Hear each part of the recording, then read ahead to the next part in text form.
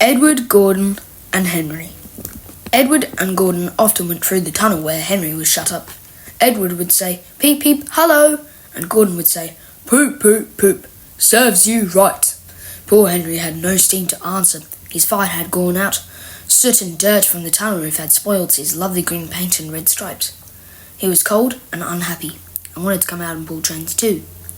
Gordon always pulled the express. He was proud of being the only engine strong enough to do it. There were many heavy coaches, full of important people like the fat director who had punished Henry. Gordon was seeing how fast he could go.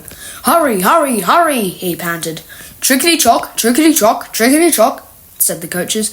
Gordon could see Henry's tunnel in the front. In a minute, he thought, "I'll poop, poop, poop at Henry," and then rush through and out into the open again. Closer and closer he came. He was almost there when crack. He was in a cloud of steam and going slower and slower. His driver stopped the train. "What has happened to me?" asked Gordon. "I feel so weak." "You've burst your safety valve," said the driver. "You can't pull the train anymore." "Oh dear," said Gordon. "We were going so nicely too. Look at Henry laughing at me." Gordon made a face at Henry and blew smoke at him. Everybody got out and came to see Gordon. "Phew," said the fat director. "I never liked these big engines. Always going wrong. Send for another engine at once." While the guard went to find one, they uncoupled Gordon and ran him on the siding out of the way. The only engine left in the shed was Edward. "I'll come and try," he said. Gordon saw him coming. "That's no use," he said. "Edward can't pull the train." Edward puffed and pulled, but he couldn't move the heavy coaches. "I told you so," said Gordon rudely. "Why not let Henry try?" "Yes," said the fat director. "I will." "Will you help pull this train, Henry?" he asked. "Yes," said Henry at once.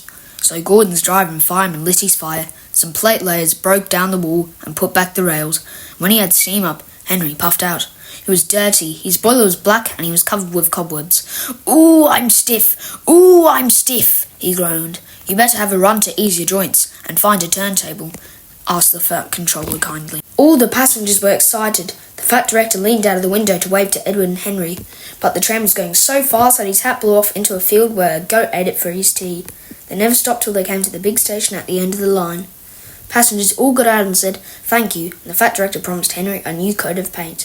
"Would you like blue and red?" "Yes, please," said Henry. "Then I'll be like Edward."